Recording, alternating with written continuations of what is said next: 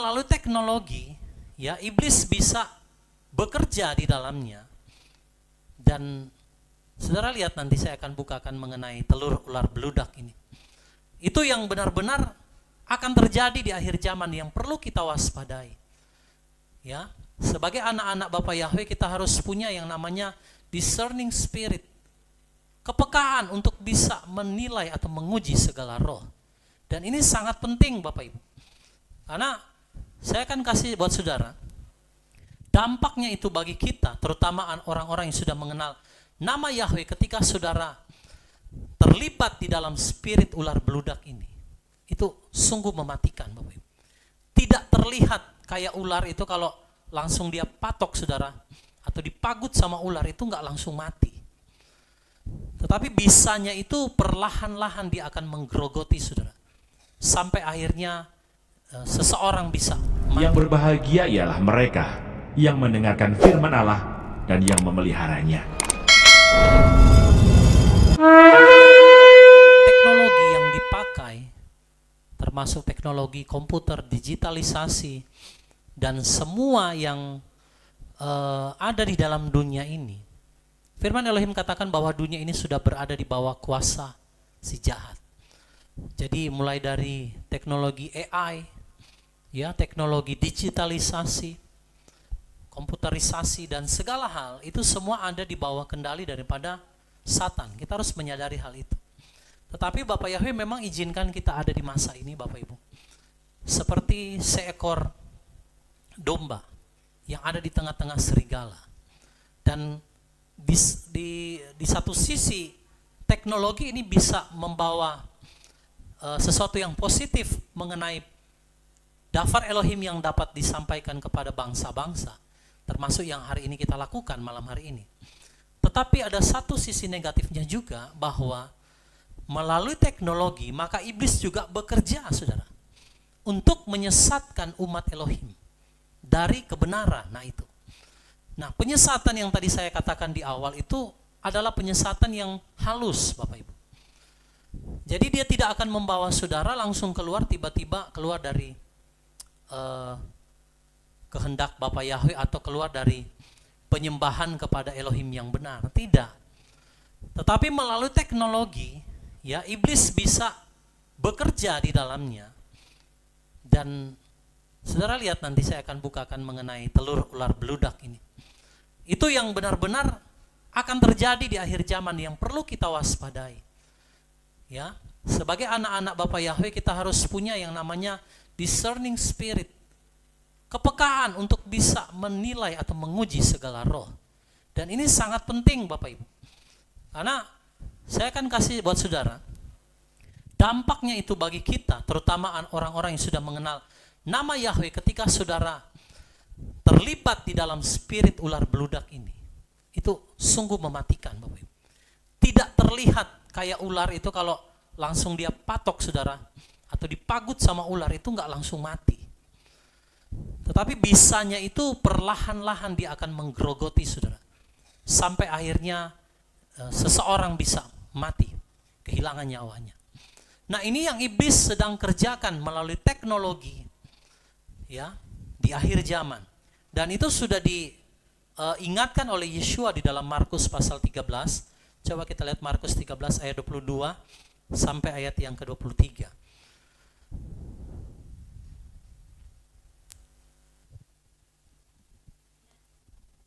Kita akan baca.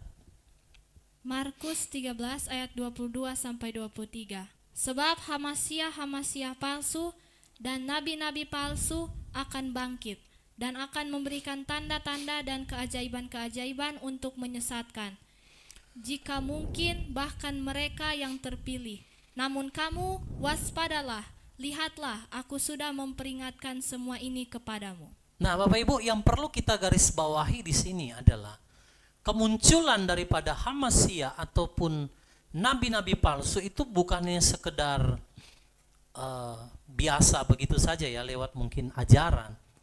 Tetapi itu akan muncul dengan tanda-tanda dan keajaiban-keajaiban yang menyesatkan. Jadi spirit ini Bapak Ibu akan bekerja bersama dengan mungkin mujizat ataupun sign and wonder atau tanda dan keajaiban. Nah, itulah yang bisa membuat orang percaya. Akhirnya di situ dikatakan jika mungkin bahkan mereka yang terpilih akan disesatkan di sana. Karena spirit ular beludak ini tidak langsung membuat saudara mati secara roh tiba-tiba, tetapi itu perlahan menggerogoti saudara. Itu bisanya, itu perlahan dia menggerogoti sampai orang ini akhirnya mati secara roh tanpa dia sadari. Orang kalau digigit sama ular dia ya mungkin tidak seperti gigitan harimau atau singa begitu ya. Tapi itu perlahan bisa mematikan. Dan Yeshua memberikan peringatan bahwa di akhir zaman akan muncul nabi-nabi palsu, Mesias-Mesias palsu, Hamasiah palsu, ya. Hamasiah kan itu berbicara yang diurapi, ya, Mesias yang diurapi. Berarti orang ini sesuatu yang bisa kelihatan sepertinya penuh urapan, saudara, penuh pewahyuan, bahkan mungkin penuh dengan nubuatan, penuh dengan tanda-tanda ajaib yang mungkin bisa membuat orang yang percaya itu sekalipun bisa akhirnya disesatkan, Bapak Ibu. Ya, dan Yeshua katakan, lihat aku sudah peringatkan semua ini kepadamu. Ya. Yeshua itu juga menggunakan tanda dan keajaiban. Ada mujizat, Saudara. Tetapi perhatikan, itu juga dicontoh oleh setan, oleh iblis untuk menipu. Nah, jadi kita akan lihat lebih jauh mengapa spirit ular beludak ini, Saudara, itu perlahan-lahan bisa mematikan tanpa kita sadari, saudara ya. Saudara lihat Yesaya 59 ayat 1 sampai ayat yang kedua. Kita akan lihat perlahan-lahan ya. Ayat yang pertama dan ayat yang kedua. Yesaya 59 ayat 1 sampai 2. Lihatlah, tangan Yahweh tidaklah kurang panjang untuk menyelamatkan, ataupun telinganya tidaklah berat untuk mendengar. Namun kejahatanmu itulah yang memisahkan kamu dari Elohimmu, dan karena dosa-dosamu dia telah menyembunyikan wajahnya darimu untuk mendengar. Saudara, ayat ini sebenarnya berbicara tentang ular beludak, tetapi dibuka dengan tangan Yahweh tidak kurang panjang untuk menyelamatkan. Telinganya ya tidaklah berat untuk mendengar, tetapi kejahatan yang memisahkan kita dari dia. Nah, artinya begini Bapak Ibu, iblis itu tahu ya cara dia membelokkan kebenaran lewat tanda ajaib yang dia berikan tanpa kita sadari, saudara ya. Ketika kita sudah masuk di dalam perangkap daripada spirit ular beludak ini, mungkin orang berpikir ini sesuatu yang rohani, yang baik. Tanpa dia sadari, dia sudah masuk ke dalam penyesatan.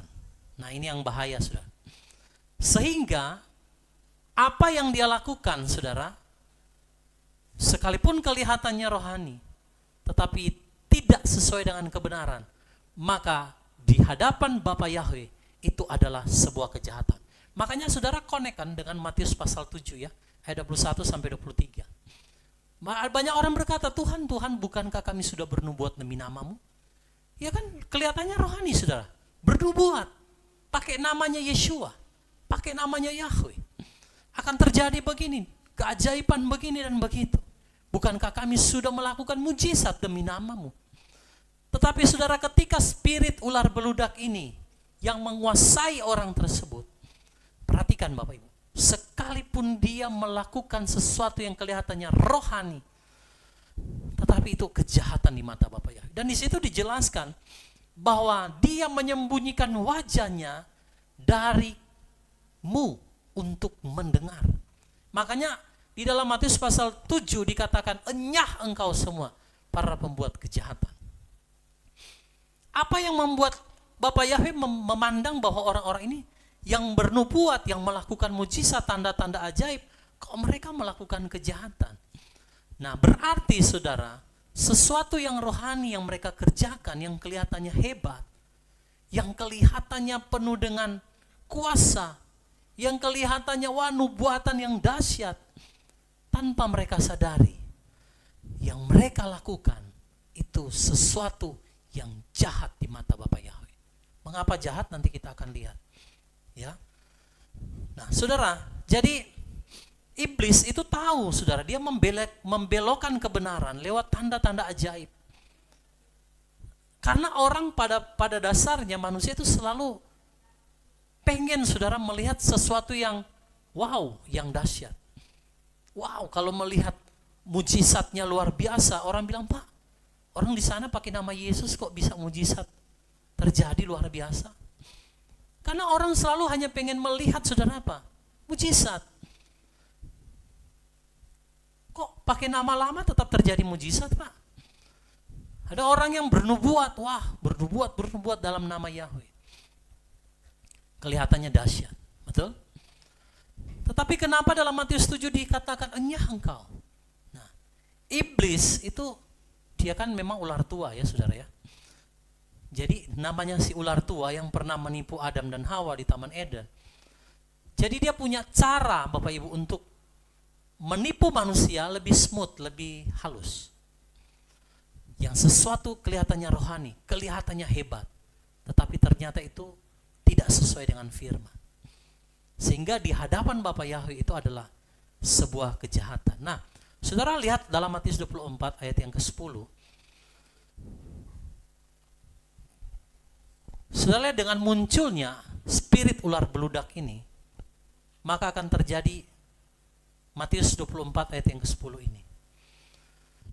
Matius 24 ayat 10.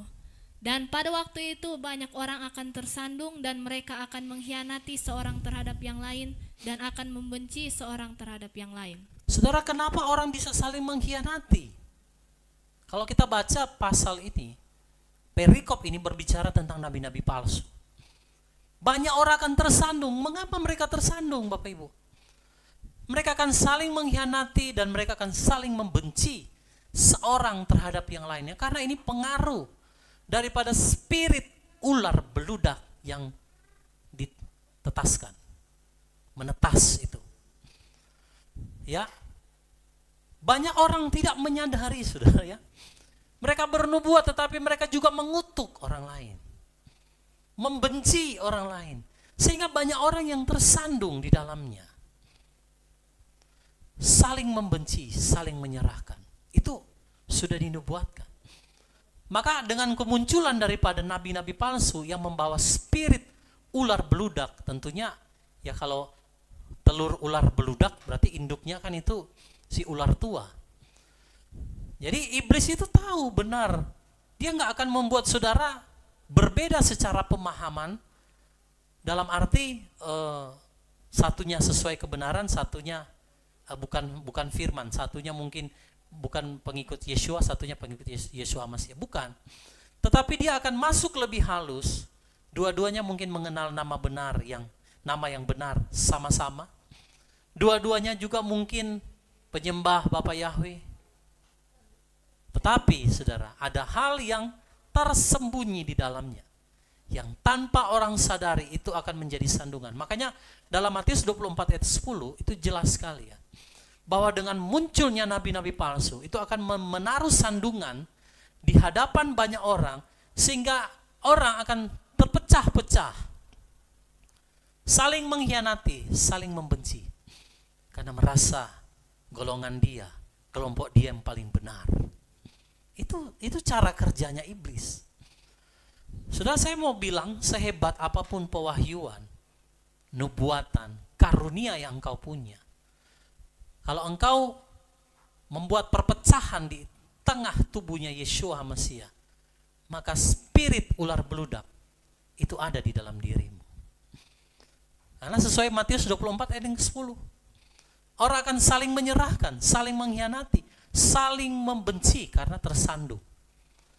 Nah, apa penyebab sehingga orang benar itu bisa murtad, saudara? Lihat Yesaya 59 ayatnya yang ketiga. Nanti sambil kalau saudara ada pertanyaan ya, nanti Bapak Ibu boleh tulis di kolom komentar. Apa penyebab orang benar bisa murtad, saudara? Mari lihat Yesaya 59 ayatnya yang ketiga. Yesaya 59 ayat 3. Sebab tanganmu telah cemar oleh darah, dan jari-jarimu oleh kejahatan.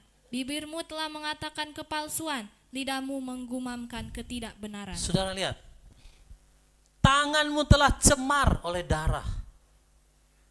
Ini berbicara perbuatan yang membuat tadi orang tersandung. Mungkin dia bukan seorang pembunuh. Jari-jarimu oleh kejahatan. Ya, kalau zaman teknologi kan orang nggak perlu pakai mulut, hanya cukup mengetik. Hanya lewat ketikan saja itu bisa membuat terpecah belah. Ya, bibirmu telah mengatakan kepalsuan. Nah, ini yang bahaya. Lidahmu menggumamkan ketidakbenaran. Ini spirit daripada ular beludak, saudara. Palsu. Menggumamkan ketidakbenaran. Berarti saudara, yang tadi yang mungkin kelihatannya begitu rohani ya, tetapi saudara menaruh sandungan di hadapan orang dan mengakibatkan terjadi perpecahan.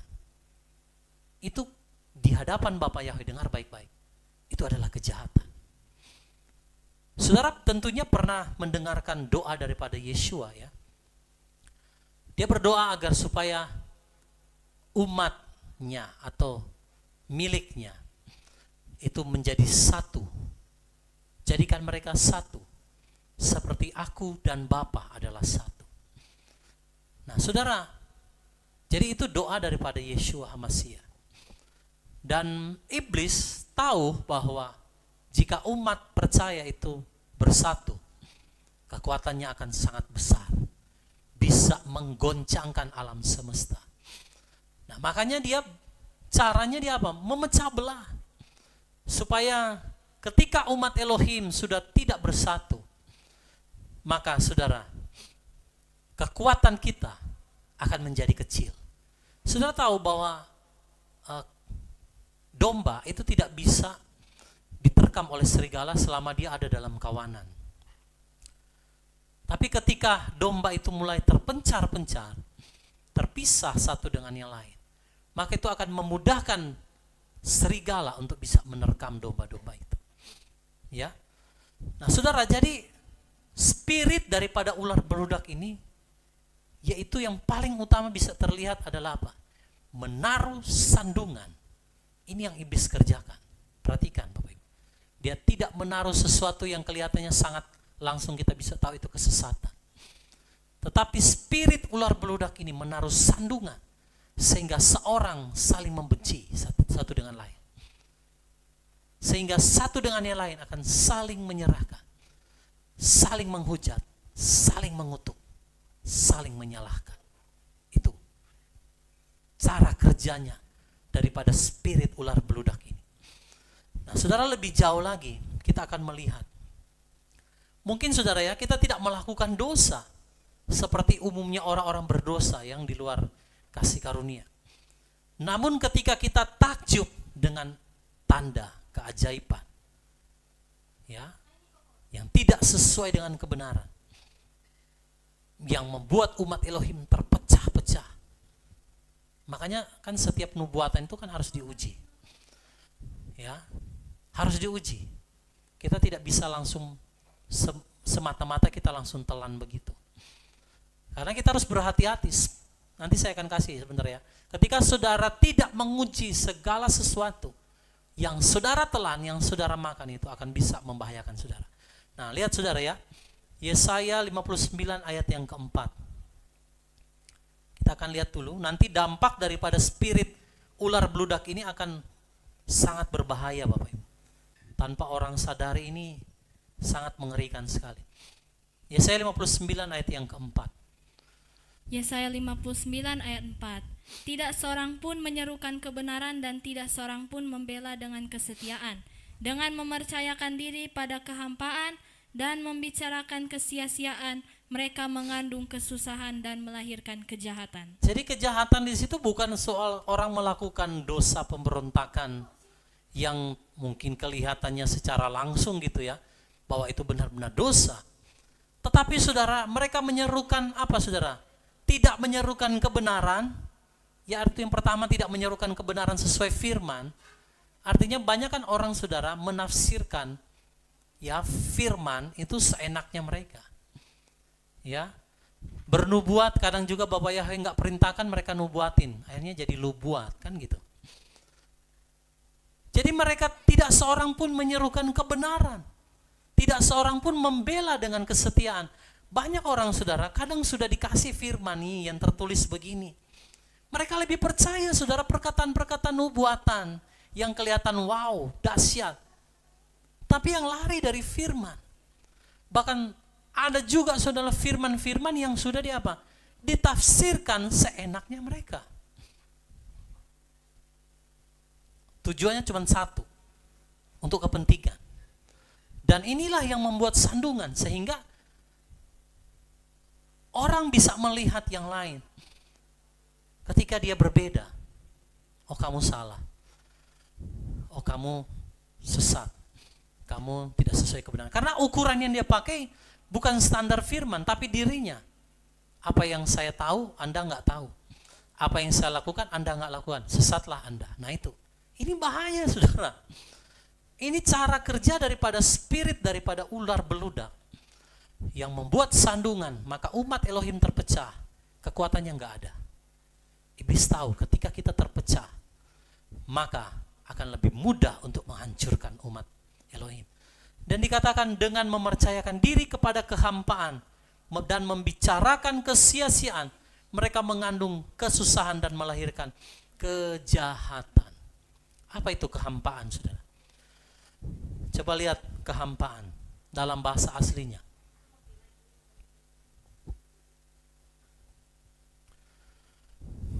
Mari lihat di situ kan mereka mempercayakan diri pada kehampaan. Kehampaan itu dalam bahasa aslinya tohu. Ya, apa itu tohu? Bahasa Hebrunya ya. Tohu itu tidak berbentuk. Kebingungan, menimbulkan kebingungan. Pak, kok yang ini saya dengar dari Bapak sesuai firman begini, tapi kok saya dengar dari si A kenapa begini ya Pak? Nah ini menimbulkan kebingungan. Itu sesuatu yang hampa. Sesuatu yang hampa sudah. Ketidaknyataan. Ya. Menambah sesuatu yang tidak ada sesuai firman. Lalu sesuatu yang kosong. Nah saudara lihat, akhirnya melahirkan yang namanya kejahatan. Inilah yang dikatakan telur ular beludak yang dilahirkan. Ini mengerikan sekali saudara. Kalau orang sudah menimbulkan kebingungan, ya, lewat ajaran-ajaran yang ditafsirkan, nubuat dari hasil bukan lagi Roh HaKodes, tetapi dirinya sendiri. Maka ini akan memberikan satu yang namanya kehampaan. Dari situlah lahir ular beludak. Spirit ini yang akan mengacaukan umat pilihan. Sehingga akhirnya dalam Matius 24 ayat yang ke-10, mereka akan saling membenci satu dengan lain. Iblis tertawa saudara. Jadi ini tipu muslihatnya. Dia nggak akan langsung membawa kita kepada penyembahan kepada berhala atau penyembahan kepada kuasa-kuasa yang ada di langit, tentara langit dan lain sebagainya. No, itu metode iblis yang lama. Sekarang di era teknologi, cara dia menetaskan telur ular beludak cukup ketika saudara tekan handphonemu. Ketika engkau tekan, keluarlah ular beludak itu. Mengerikan saudara. Ya. Jadi memang kitab suci itu sudah menubuatkan apa yang akan terjadi. Pengajaran-pengajaran spirit hamasia nabi palsu itu bertebaran. Cuman satu kali klik langsung muncul ular beludaknya. Yang berbicara kehampaan tadi, yang menaruh sandungan, ya, yang membuat kebingungan, yang membuat perpecahan. Ingat, itu melahirkan kejahatan di hadapan Bapa Yahweh. Ya, tadi kita baca, tangannya bukan kurang panjang, telinganya bukan kurang tajam untuk mendengar. Tetapi yang menjadi pemisah itu karena kejahatan. Saudara mungkin bernubuat, saudara mungkin melakukan sesuatu yang rohani. Tapi kenapa Bapak Yahweh tolak? Karena yang dia pandang itu adalah kejahatan. Karena apa yang kau lakukan, sesuatu yang kau lakukan kelihatan rohani, tetapi menaruh sandungan di hadapan banyak orang dan membuat umat Elohim tercerai-berai, tidak sesuai dengan yang Yeshua doakan, yang dia mau. Jadi saudara tahu, itu roh perpecahan dilahirkan, dihasilkan dari spirit ular beludak itu. Makanya kita nggak boleh berbicara yang sesuatu yang hampa. Sesuatu yang hampa itu artinya yang menimbulkan kebingungan, kekosongan, menimbulkan sesuatu yang membuat umat Elohim terpecah-pecah. Nggak boleh. Kalau saudara bersikap seperti itu, maka engkau akan melahirkan telur ular beludak itu. Mengerikan sekali, saudara. Nah, saudara, banyak orang yang ingin diakui kan. Banyak juga yang pengen disanjung. Karena berbicara hal-hal yang besar, nubuatan, penglihatan, ya. Bahkan karunia-karunia roh yang dia punya. Satu sebenarnya kalau kita mau lihat. Manusia yang terjerat di dalam tipu daya daripada iblis ini, pada akhirnya fokusnya itu bukan lagi Elohim, tapi dirinya sendiri. Saya berani bersaksi kepada saudara seperti ini, yaitu saya dulu pernah terlibat di dalam ajaran seperti itu. Kelihatannya rohani, pewahyuan yang luar biasa, tanda ajaib yang dahsyat, tetapi akhirnya mulai mengkultuskan manusia. Nah itu spirit ular beludak. Akhirnya lama-kelamaan nanti akan kelihatan.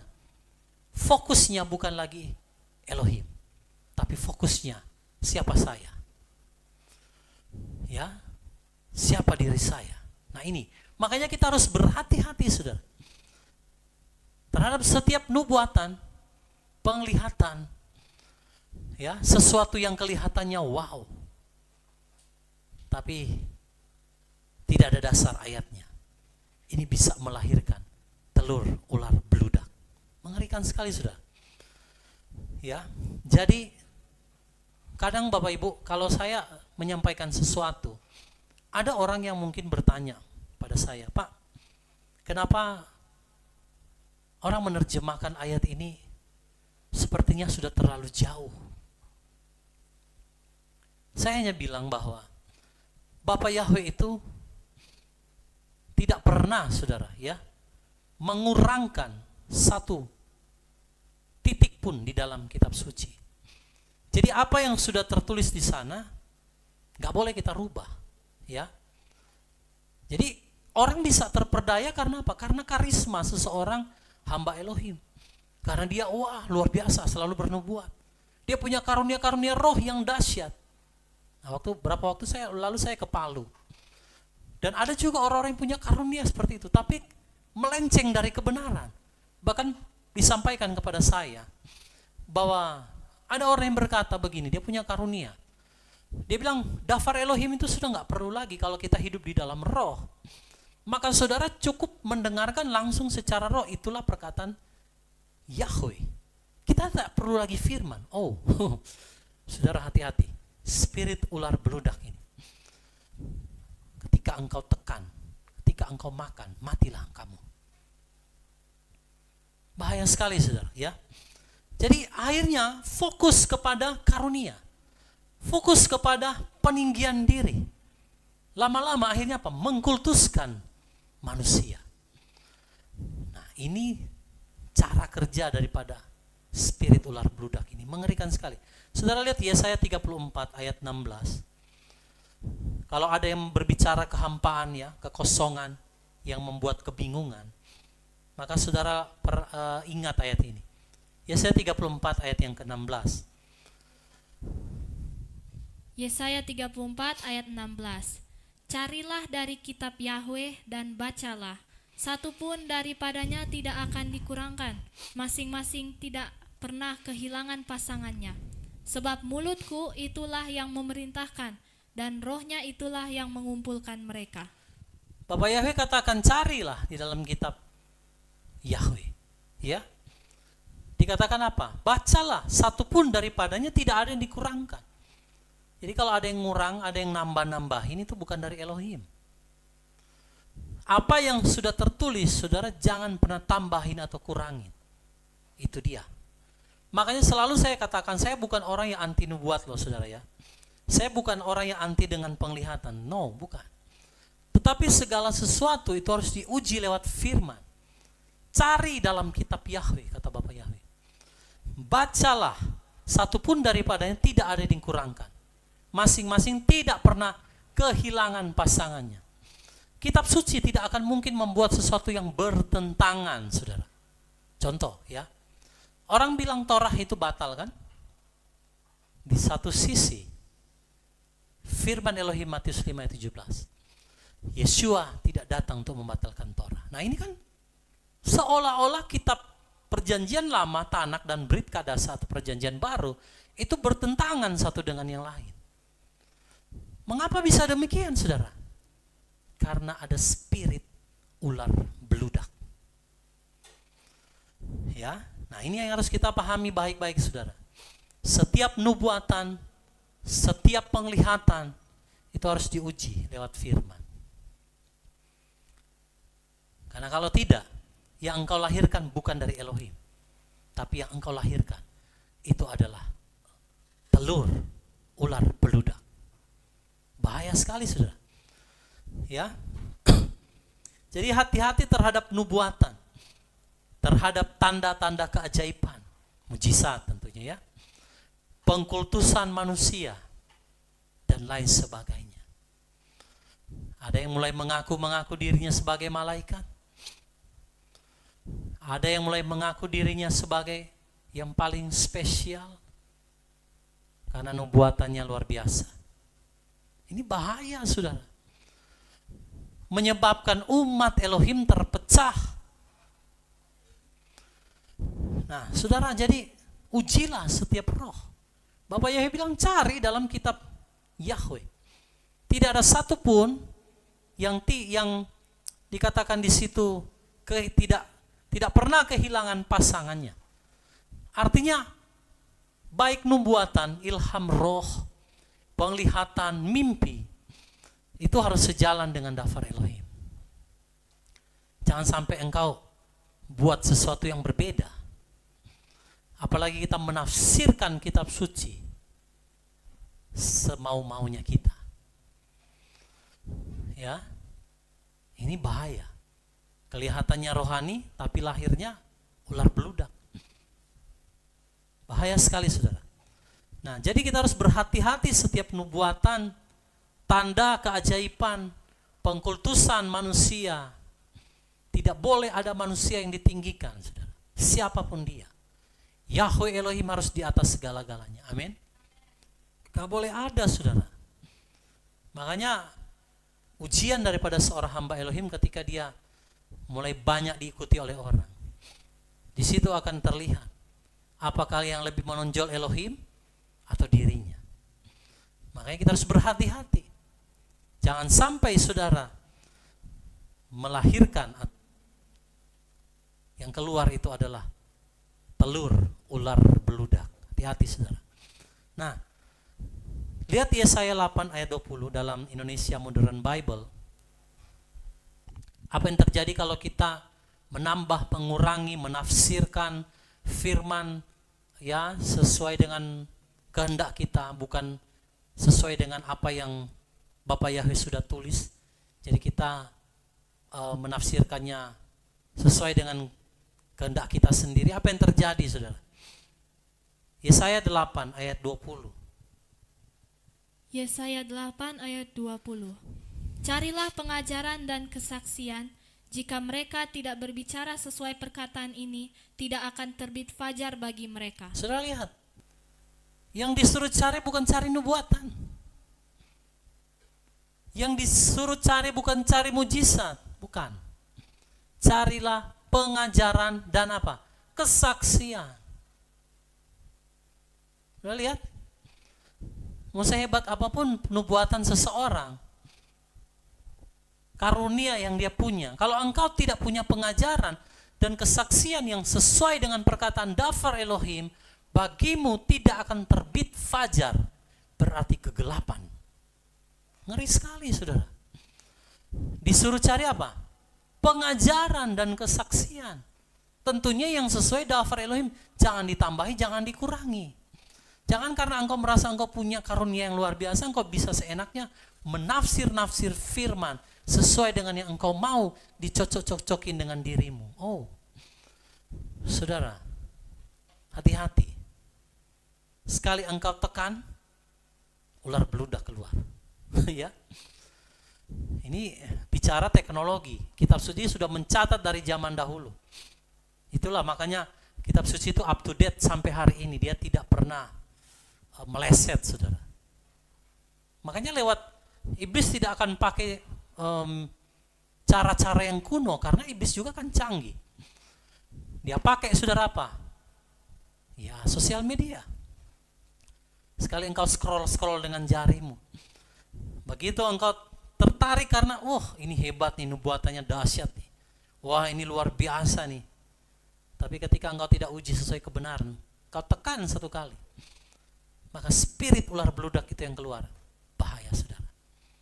Makanya tadi saya awal membuka dengan kita harus memiliki yang namanya kepekaan. Ya, tidak semua, karena ada juga orang-orang yang bernubuat dalam nama Yahweh dan memang nubuatannya sesuai dengan firman. Ya. Nah, jadi carilah pengajaran dan kesaksian. Dua hal ini yang disuruh cari. Pengajaran. Harus ada firman yang tertulis. Jangan kita tafsirkan seenaknya kita, saudara. Gak boleh. Bernubuat pakai nama Yahweh. Tetapi gak ada dasar ayatnya. Penglihatan, mimpi-mimpi, tapi nggak ada dasar ayatnya. Nah, ini sangat berbahaya, Bapak Ibu. Kita harus waspada. Jangan sampai saudara tidak mencari pengajaran dan kesaksian. Jika mereka tidak berbicara sesuai perkataan ini, tidak akan terbit fajar bagi mereka. Ngeri sekali. Berarti kegelapan yang paling gelap. Itu hukuman bagi siapa? Nabi-nabi palsu. Ya, yang tidak mencari apa? Pengajaran dan kesaksian. Maunya cuman yang hebat aja, nubuat aja. Pokoknya kalau yang berbicara nubuatan, wah orang rame, saudara. Tapi kalau pengajaran dan kesaksian kan belum tentu. Mungkin sepi, malas orang dengar, wah pengajaran, ribet, mungkin mumet gitu ya. Tapi kalau nubuatan, wow, orang pasti mau, saudara. Kalau berbicara sesuatu yang heboh, apalagi ada tanda-tanda ajaib, mujizat, kesembuhan, wah pasti orang senang, saudara, suka. Walaupun mereka mungkin tanpa mereka sadari, akhirnya mereka terjerat di dalam roh ular beludak ini, spirit ular beludak. Nah, saudara, jadi jangan hanya takjub dengan tanda-tanda ajaib dan kagum dengan manusia, tapi carilah pengajaran dan kesaksian. Pengajaran yang sehat, yang sesuai dengan Dafar Elohim. Kalau kita nggak berbicara sesuai apa yang tertulis sesuai perkataan Dafar Elohim, maka celakalah kita. Tidak akan terbit fajar bagi kita. Itu Bapak Yahweh yang bicara. Ya. Nah, saudara, mari kita lihat lagi kejahatan atau kesesatan. Nah, ini yang tadi disusupi oleh iblis ya, secara halus itu akan melahirkan ini. Yesaya 59 ayatnya yang kelima. Apa yang terjadi ketika saudara terlibat di dalamnya, termakan di dalamnya, ya, setiap ajaran yang tidak mencari pengajaran dan kesaksian, hanya berfokus kepada nubuatan dan penglihatan, mujizat. Maka apa yang terjadi? Yesaya 59 ayat yang kelima. Yesaya 59 ayat 5. Mereka menetaskan telur ular beludak dan menenun sarang laba-laba. Mereka yang memakan telur-telurnya akan mati, dan yang ditekan akan menetaskan seekor ular beludak. Nah, saudara lihat. Ketika mereka melakukan sesuatu yang tidak sesuai perkataan Dafar Elohim, perhatikan, Yesaya 8 ayat 20 tadi. Tidak mencari kesaksian dan pengajaran, hanya berkanjang kepada penglihatan dan nubuatan. Saudara, apa yang terjadi? Mereka akan menetaskan menetaskan telur ular beludak dan menenun sarang laba-laba. Ya, mereka yang menetaskan telur-telurnya mereka yang memakan telur-telurnya akan apa? Mati. Oh, ngeri sekali. Ketika saudara hanya berkanjang kepada penglihatan dan nubuatan, tidak mencari pengajaran dan kesaksian, maka yang saudara makan adalah apa? Telur ular beludak. Mati secara roh. Ngeri sekali, saudara. Jadi iblis itu tahu cara bagaimana membinasakan. Karena dia adalah Yohanes 10 ayat 10. Dia adalah pencuri, pembunuh, dan pembinasa. Ya kan? Dia gak akan mungkin kalau Bapak Ibu sudah mengenal nama Bapak Yani, gak akan mungkin dia bawa saudara keluar daripada pengenalan Bapak Ibu. Gak mungkin. Dia akan cari hal yang paling tipis, yang paling smooth, yang paling halus, yang orang gak bisa sadari. Ya itu tadi. Ketika engkau memakan, saudara, ya, mereka menetaskan telur ular beludak. Ketika mereka makan telurnya, langsung mati, saudara. Dan yang lebih mengerikan lagi di situ, mungkin saudara tidak mati secara jasmani, ya, masih hidup. Tapi rohaninya sudah mati. Kenapa rohaninya mati? Karena dia hanya selalu berkanjang kepada penglihatan dan nubuatan karunia. Sehingga tidak lagi berpegang kepada dafar Elohim, yang adalah pengajaran dan kesaksian tadi. Mati secara roh hanya mengandalkan apa? Karunia-karunia saja, nubuatan saja. Ini bahaya, saudara. Dan lebih mengerikan lagi di situ dikatakan apa? Dan yang ditekan akan menetaskan seekor ular beludak. Yang makan mati, yang ditekan keluar lagi. Makanya Bapak Ibu, orang yang terjerat di dalam ajaran atau yang berkanjang hanya kepada nubuatan dan penglihatan, waktu mereka makan telur ular itu mati. Ketika ditekan, lahirlah ular beludak. Semakin saudara pengen terus, lahir terus ular beludak. Semakin saudara haus yang begitu, semakin saudara mengejar begitu, semakin banyak lahir ular beludak. Ngeri sekali. Dan yang lebih mengerikan dikatakan mereka menenun sarang laba-laba. Apa ini sarang laba-laba? Jerat.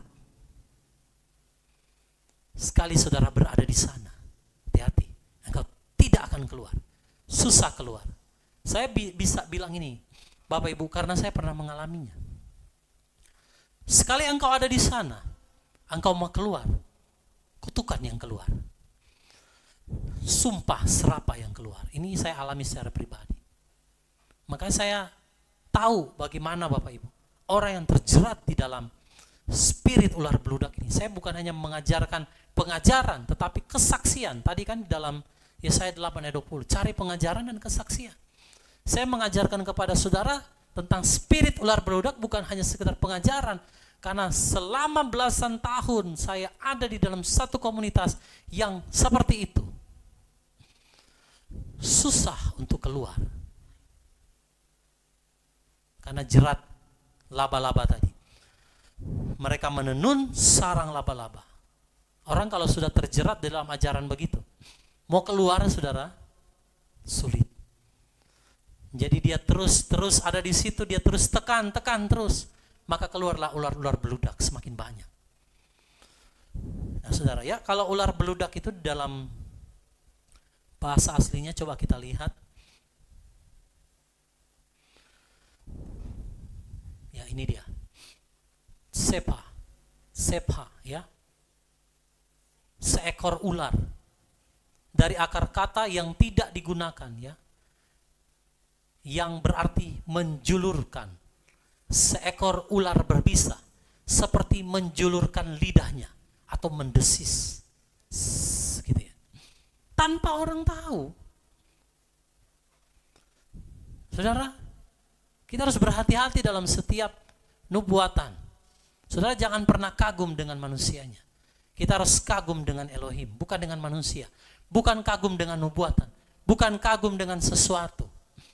Karena ini saudara, iblis pakai sarananya, teknologi. Ya. Semakin saudara tekan, haus mendengar nubuatan. Ikutin terus, saudara tekan terus. Lahirlah ular-ular beludak. Engkau bukan cuma mati secara roh, tapi engkau akan melahirkan telur-telur ular beludak lainnya. Ya. Apalagi sesuatu yang tidak sesuai firman. Terus engkau share, engkau ajak saudara-saudaramu untuk ikut sama-sama, untuk sama-sama mengagumi. Wah, engkau sedang membawa orang kepada kebinasaan. Ngeri sekali saudara. Mengapa iblis pakai teknologi? Karena dia tahu itu paling cepat. Cuman pakai jari. Makanya kan tadi di ayat 1 dan 2 itu jari-jarimu. Bapak Yahweh nggak melihat, mungkin orang itu nggak melakukan dosa secara langsung. Tetapi hanya lewat jari. Tanpa dia sadar dia makan itu. Telur ular beludak. Mati saudara. Ngeri sekali. Jadi sebuah ajaran yang telah keluar dari kebenaran, itu akan menjadi seperti ular berbisa yang mendesis. Ya, tanpa engkau sadari, ketika engkau ada di dalam, engkau akan mati secara perlahan-lahan. Makanya orang kalau hanya berkanjang kepada penglihatan, nubuatan, dan karunia-karunia roh, tidak mencari pengajaran dan kesaksian yang sesuai tertulis dalam firman, orang-orang seperti ini yang mudah untuk apa? Ditipu sama iblis. Karena mereka selalu pengen tekan terus, mau dan mau terus. Cari yang supranatural, cari yang wow, cari yang heboh. Nah itu. Saudara lihat, selama di dalam pengajaran kawanan kecil akhir zaman, saya tidak pernah menyampaikan nubuat secara langsung. Mengapa Bapak Ibu? Karena apa yang tertulis dalam firman nubuatan itu sudah cukup. Saudara nggak perlu lagi bernubuat buat Pulau Sulawesi, Pulau Jawa. Tanpa engkau bernubuat pun itu akan terjadi. Karena memang firman sudah menyatakannya. Jadi kita nggak boleh kagum dengan hal-hal seperti itu, saudara.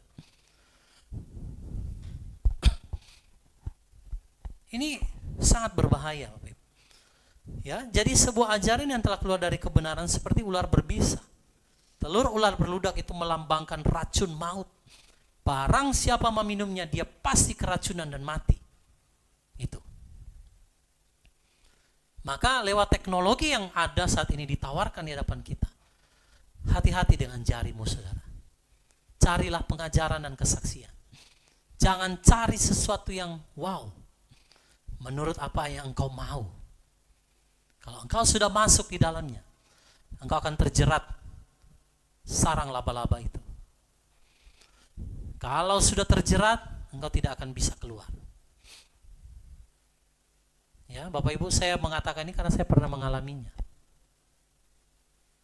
Itu kesaksian yang saya berikan kepada saudara. Karena spirit daripada ular beludak ini sangat berbahaya. Sarang laba-laba itu berbicara jerat, perangkap. Sehingga orang-orang yang terlibat di dalam ajaran-ajaran semacam ini akan sulit keluar. Nah, kalau saudara mau berusaha keluar, biasanya pemimpinnya itu akan mengutuk dengan doa-doa mantra yang keluar dari mulut mereka. Kamu pasti binasa. Kamu keluar dari sini pasti enggak rapture kamu. Kamu keluar dari sini pasti kamu begini dan begitu. Nah itu. Makanya saya pernah sampaikan bahwa di akhir zaman ada spirit Isabel yang mengucapkan doa-doa mantra, sihir, bentuk kamu enggak sesuai ini, kamu pasti begini-begini. Dikutuk saudara, itu hati-hati. Isabel itu juga erat dengan ular. Ya. Kalau tidak salah itu saya pernah lihat gambar Isabel. Itu ada mahkotanya yang ada ular. Ya. Dan ini harus berhati-hati Bapak Ibu. Saya harus tegaskan di sini. Lebih banyak, ini berdasarkan pengalaman saya, nggak ada maksud mendiskreditkan orang, sama sekali nggak ada. Tapi ini berdasarkan pengalaman saya. Ketika saya mengikuti, bukan sekali lagi ya, bukan mau merendahkan orang ataupun apa soal wanita atau pria ya, bukan, tetapi lebih banyak yang erat dengan spirit Isabel itu adalah pemimpin rohani yang wanita. Betul saudara, itu berdasarkan pengalaman yang saya alami, lebih mendominasi. Makanya spirit Isabel itu kan, Ratu Isabel itu kan wanita. Dia pengaruhi kan Ahab supaya akhirnya apa? Menumpahkan darah. Jadi kalau engkau seorang pemimpin yang adalah wanita yang dipercayakan Bapak Yahweh, tidak salah, tetapi engkau harus hati-hati. Jangan sampai saudara engkau dipengaruhi spirit Isabel ini. Yaitu banyak terjadi saudara. Ya, jadi kita harus berhati-hati. Maka jangan sampai kita saudara termakan daripada racun maut. Ya, ketika engkau makan telur itu pasti engkau mati. Ya, dan ketika engkau tekan maka akan melahirkan telur ular beludak yang lain.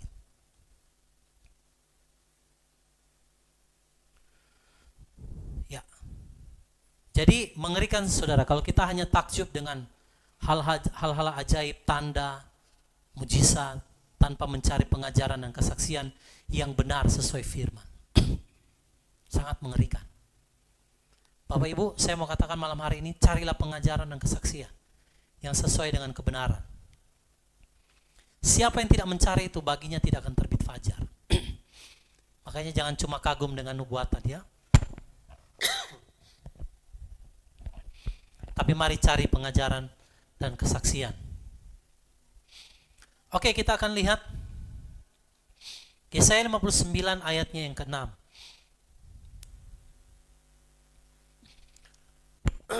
Yesaya 59 ayat 6. Sarang mereka tidak akan menjadi pakaian, dan mereka tidak akan menutupi diri mereka sendiri dengan perbuatan mereka. Perbuatan mereka adalah perbuatan yang jahat, dan tindakan kekerasan ada di telapak tangan mereka. Ya, haleluya. Jadi saudara lihat situ, sarang mereka tidak akan menjadi pakaian, dan mereka tidak akan menutupi diri mereka sendiri dengan perbuatan mereka. Perbuatan mereka adalah perbuatan yang jahat, dan tindak kekerasan ada di telapak tangan mereka. Padahal ini bukan berbicara kekerasan atau kejahatan yang seperti orang dunia pada umumnya ya. Tetapi ini berbicara tadi yang melahirkan telur ular beludak itu. Jadi bukan kejahatan yang kayak bagaimana saudara, tapi di hadapan Bapak Yahweh itu sebuah kejahatan. Nah itu yang banyak orang tidak sadari. Ya, apa yang mereka lakukan tanpa mereka sadari.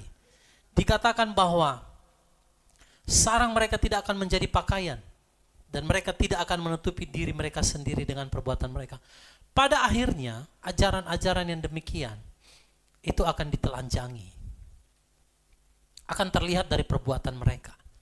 Makanya kita harus berhati-hati Bapak Ibu. Ya. Sebuah ajaran benar atau tidaknya nanti akan diuji lewat buah yang dihasilkan. Engkau tidak bisa menutup. Segala sesuatu akan terbuka. Maka itu dikatakan sarang mereka tidak akan menjadi pakaian, dan mereka tidak akan menutupi diri mereka sendiri dengan perbuatan mereka, karena akan ditelanjangi, akan kelihatan. Jadi kita harus berhati-hati. Iblis pakai media-media di akhir zaman lewat teknologi untuk melahirkan telur ular beludak ini. Ngeri sekali saudara. Semakin canggih dunia, semakin banyak daerah yang terjangkau oleh internet, berapa banyak telur ular beludak yang bisa dihasilkan. Makanya kita sebagai hamba-hamba Elohim, kita harus mencari pengajaran dan kesaksian yang benar, supaya yang engkau lahirkan itu bukan telur ular beludak, tetapi yang kita lahirkan itu sesuatu yang mendatangkan damai sejahtera, yang mendatangkan keselamatan bagi mereka yang mendengarkannya. Bahaya sekali, saudara. Ya, beberapa waktu ke Palu itu sudah beberapa waktu yang lalu, ya, minggu lalu, ya 2 minggu lalu. Ada ajaran-ajaran yang seperti ini. Hanya berkanjang kepada karunia-karunia roh. Sudah tahu juga salah orang-orangnya dalam situ. Dia tahu itu enggak sesuai firman, tapi dia kagum dengan hamba Elohimnya karena punya karunia. Nah, itu engkau sudah masuk di dalam jerat sarang laba-laba itu. Sehingga orang ini bilang, Pak, saya sebenarnya tahu sih dia nggak sesuai firman, tapi saya takjub dengan karunia yang dia miliki. Nah, itu engkau sudah terjerat. Sulit untuk keluar, kan? Makanya kita jangan melihat manusia, Bapak Ibu. Jangan pernah kagum dengan manusia. Jangan pernah kagum dengan karunia, nubuatan, dan lain sebagainya. Tapi kalau kita mau kagum, kagumlah akan Elohim. Ya, kalau saudara mau takjub, takjublah akan Elohim. Ya, jangan pernah kagum dengan hal seperti itu. Iblis tahu. Itu caranya. Dan melalui sosial media, internet, hal itu bisa lebih mudah. Kalau zaman dahulu kan agak sulit. Orang harus melihat secara langsung, mendengar secara langsung. Baru lahir itu ular beludak itu. Dan orang bisa disesatkan. Tetapi kalau zaman sekarang, saudara hanya perlu pakai jari. Maka kitab suci bilang, sekali engkau tekan, keluarlah ular beludak. Sangat mempengaruhi. Apa yang kita dengar, apa yang kita lihat, itu akan mempengaruhi. Makanya Hawa, waktu dia jatuh, saudara, dia melihat buah yang ada di Taman Eden itu, pengetahuan yang baik dan jahat. Dia melihat bahwa buah itu sepertinya enak, sedap kelihatannya, betul enggak? Padahal kan dia dengar ada perintah tidak boleh makan. Benar nggak, saudara? Tapi menurut pemandangan dia, wah ini enak ya. Ini luar biasa ya. Sama, saudara juga mungkin tahu ini sudah nggak sesuai firman ya. Kenapa sudah ditafsir seenaknya, ini kok kayaknya sudah mulai melenceng ya. Tapi karena engkau melihat karunia, melihat sesuatu yang dahsyat, engkau akhirnya ya terjerat di dalamnya, susah untuk keluar. Nah itu. Jadi Bapak Ibu Saudara dikasih dalam Adonai Yeshua HaMashiach, lewat teknologi kita harus berhati-hati. Gunakan gadget saudara dengan bijaksana. 2 Tawarikh pasal 7.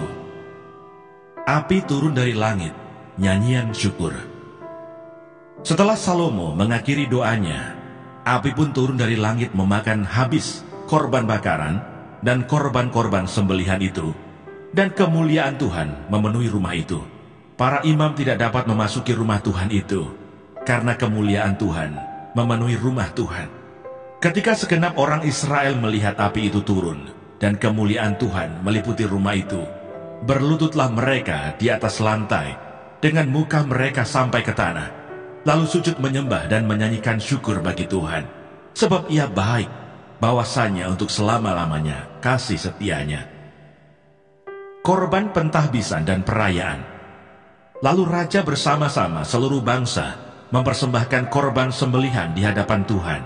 Sebagai korban sembelihan, Raja Salomo mempersembahkan 22.000 ekor lembu sapi dan 120.000 ekor kambing domba. Demikianlah raja dan seluruh bangsa mentahbiskan rumah Allah. Para imam telah siap berdiri pada tempat mereka. Begitu pula orang-orang Lewi telah siap dengan alat-alat musik untuk memuliakan Tuhan, yakni alat-alat musik yang dibuat Raja Daud untuk mengiringi nyanyian syukur bagi Tuhan, bahwasanya untuk selama-lamanya kasih setianya. Setiap kali mereka ditugaskan Daud menyanyikan puji-pujian, dalam pada itu para imam berdiri berhadapan dengan mereka sambil meniup nafiri, sedang segenap orang Israel berdiri. Lalu Salomo menguduskan pertengahan pelataran yang di depan rumah Tuhan, sebab disitulah diolahnya segala korban bakaran dan lemak korban keselamatan. Sebab mezbah tembaga yang dibuat Salomo tidak dapat memuat korban bakaran dan korban sajian dan segala lemak korban. Dan pada waktu itu juga Salomo mengadakan perayaan Pondok Daun selama 7 hari bersama-sama dengan seluruh Israel, suatu jemaah yang amat besar dari jalan masuk ke Hamat sampai ke sungai Mesir. Pada hari yang ke-8 mereka mengadakan perkumpulan raya, karena mereka telah merayakan pentahbisan Mezbah selama 7 hari, dan perayaan Pondok Daun selama 7 hari. Pada hari yang ke-23, bulan ke-7, disuruhnya bangsa itu pulang ke kemah-kemah mereka sambil bersuka cita dan bergembira atas kebaikan yang telah dilakukan Tuhan kepada Daud, kepada Salomo, dan kepada orang Israel umatnya. Tuhan menampakkan diri kepada Salomo untuk kedua kalinya. Demikianlah Salomo menyelesaikan rumah Tuhan dan istana raja, dan berhasil melaksanakan dalam rumah Tuhan dan dalam istananya segala sesuatu yang timbul dalam hatinya.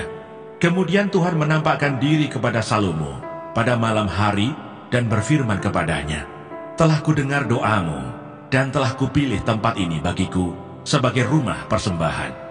Bila mana aku menutup langit sehingga tidak ada hujan, dan bila mana aku menyuruh belalang memakan habis hasil bumi, dan bila mana aku melepaskan penyakit sampar di antara umatku, dan umatku yang atasnya namaku disebut merendahkan diri, berdoa, dan mencari wajahku, lalu berbalik dari jalan-jalannya yang jahat, maka aku akan mendengar dari surga dan mengampuni dosa mereka, serta memulihkan negeri mereka. Sekarang mataku terbuka dan telingaku menaruh perhatian kepada doa dari tempat ini. Sekarang telah kupilih dan kukuduskan rumah ini, supaya namaku tinggal di situ untuk selama-lamanya. Maka mataku dan hatiku akan ada di situ sepanjang masa. Mengenai engkau, jika engkau hidup di hadapanku sama seperti Daud ayahmu, dan berbuat sesuai dengan segala yang kuperintahkan kepadamu, dan jika engkau tetap mengikuti segala ketetapan dan peraturanku, maka aku akan meneguhkan tahta kerajaanmu sesuai dengan perjanjian yang telah kuikat dengan Daud ayahmu, dengan berkata, takkan terputus keturunanmu yang memerintah atas Israel. Tetapi jika kamu ini berbalik dan meninggalkan segala ketetapan dan perintahku yang telah kuberikan kepadamu, dan pergi beribadah kepada Allah lain, dan sujud menyembah kepadanya, maka aku akan mencabut kamu dari tanahku yang telah kuberikan kepadamu, dan rumah ini yang telah kukuduskan bagi namaku akan kubuang dari hadapanku, dan akan kujadikan kiasan dan sindiran di antara segala bangsa. Dan setiap orang yang lewat rumah yang amat ditinggikan ini akan tertegun dan berkata, apakah sebabnya Tuhan berbuat yang demikian kepada negeri ini dan kepada rumah ini? Maka orang akan berkata, sebab mereka meninggalkan Tuhan, Allah nenek moyang mereka, yang membawa mereka keluar dari tanah Mesir, dan sebab mereka berpegang pada Allah lain, dan sujud menyembah kepadanya, dan beribadah kepadanya. Itulah sebabnya Ia mendatangkan segala malapetaka ini ke atas mereka. Yang berbahagia ialah mereka yang mendengarkan firman Allah dan yang memeliharanya.